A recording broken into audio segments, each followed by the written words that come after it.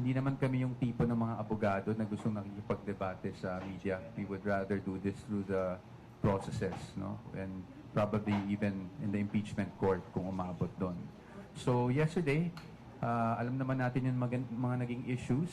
It's the SALN, no? And then of course the AMLAC or AMLC report, and then all the others pa like yung SEC, BIR, and all that. So ang main focus naman kasi, and of course the testimony of former Senator Trillanes, no? So mirapat lang namin na sagutin yon sa inyo.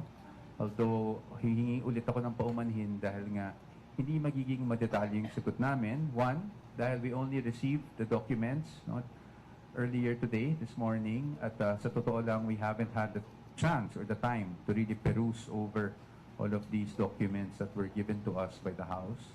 And secondly, as you know, our position has been firm, no? And that's why we filed a petition before the Supreme Court questioning the proceedings. And thirdly, it's because kailangan malinaw sa atin kung ano ba talaga ang sakop ng isang impeachable offense. Diba? Very clear naman po sa Sara Duterte versus House of Representatives yung huling desisyon ng ating Supreme Court ng impeachable offense only refers to offenses allegedly committed while the impeachable officer is occupying that impeachable office. So we're talking about 2022 to present.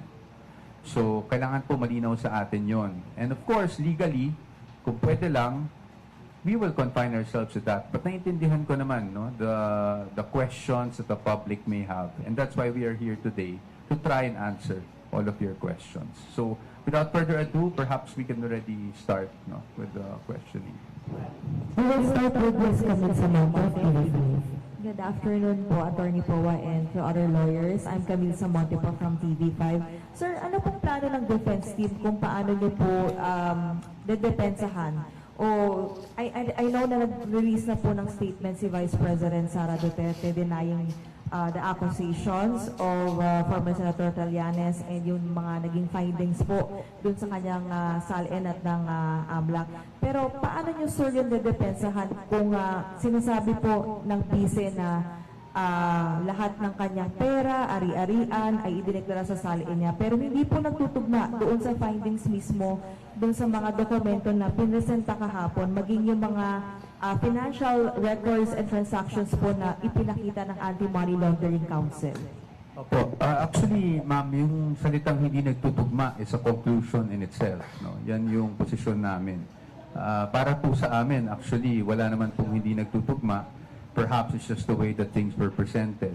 Obviously, as I said, we cannot disclose how we will defend the Vice President. But yung nangyari kahapon, of course, is something we already expected as a defense team, lalong-lalo na nung alam natin na itong committee hearings, nababalitaan natin yung mga subpoenas.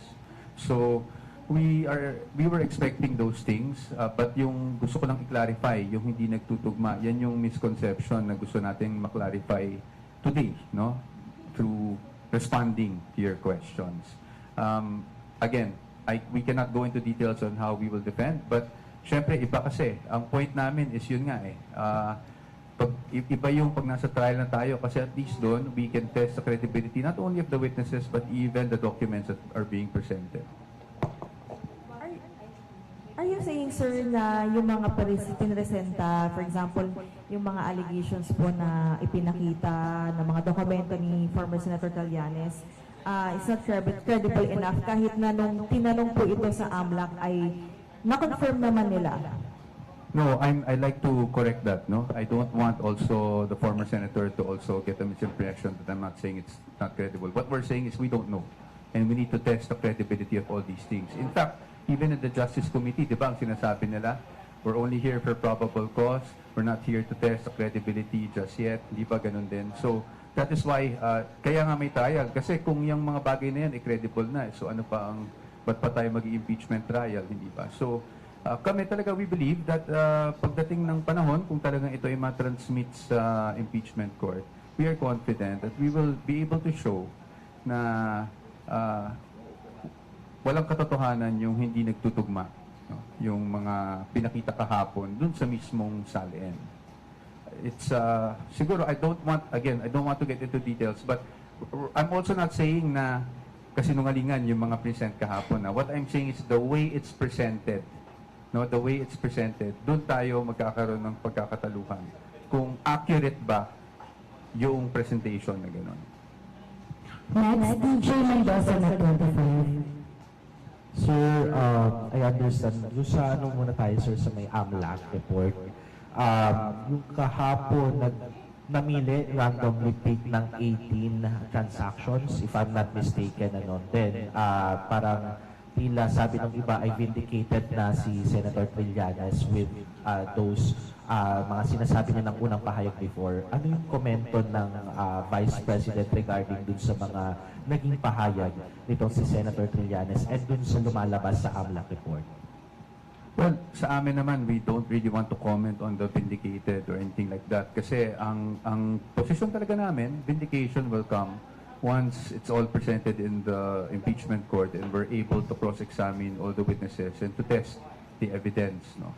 Pagdating sa AMLAC, as I've said, it's a matter of presentation kasi. No? And I think marami na rin lumalabas na post. So, siguro, dadaanan ko na kahit papaano without going into the details. I think nakikita naman natin sa mga posts na the way the AMLAC numbers are presented, aggregate kasi yan. Ibig sabihin, lahat ng withdrawals mo, lahat ng deposits mo pagdating sa inflow and outflow, pinagsama-sama. So, simplihan ko lang. Meron akong 1,000 pesos. Dineposit ko. Withdraw ko. Diba?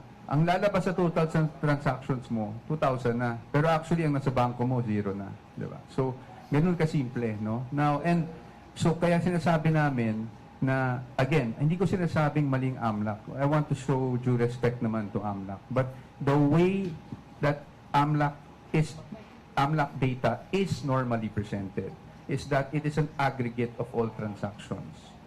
Siguro balikan natin yung 2017, di ba nagkaroon ng issue na dyan noon. At in fact, AMLAC issued an official statement saying na hindi accurate yung accounts in terms of account balances or what is actually inside the bank account of a person. Kasi aggregate yung ginagawang number. So lahat ng inflows dyan, lahat ng outflows dyan, ina-add up lang. Kaya may tendency talaga na maging bloated, no, yung figures. Kahapon rin may napag-usapan na i-net na lang natin, 'di ba? Inflows minus outflows or outflows minus inflows net. So 'yun pa rin 'yun. Nakikita ko yung point nun, no? And with due respect